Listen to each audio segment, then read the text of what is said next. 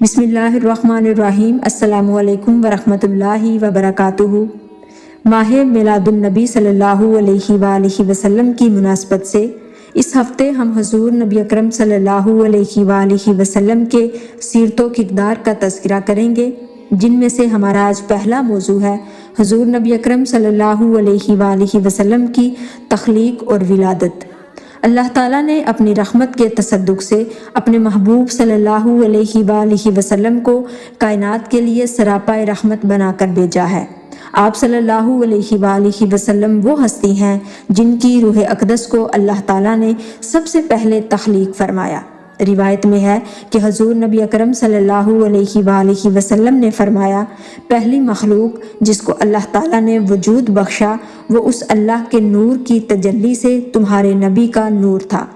حضور نبی اکرم صلی اللہ علیہ وآلہ وسلم کے نور سے مراد آپ صلی اللہ علیہ وآلہ وسلم کی روح مبارک ہے، جو خود بھی منور تھی اور دوسروں کو بھی منور کرنے کی صلاحیت کی حامل تھی۔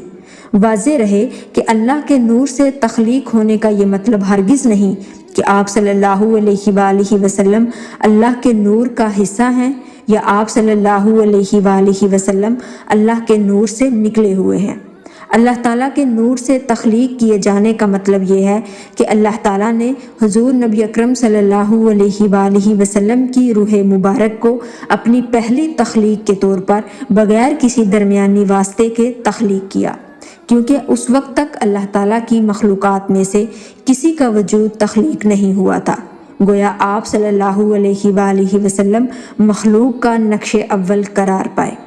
آپ صلی اللہ علیہ وآلہ وسلم کو تمام انبیاء کرام علیہم السلام میں سے سب سے پہلے نبی ہونے کا اعزاز و افتخار بھی حاصل ہے، جیسا کہ آپ صلی اللہ علیہ وآلہ وسلم نے فرمایا، میں اس وقت بھی نبی تھا جب حضرت آدم علیہ السلام روح اور جسم کے درمیانی مراحل میں تھے۔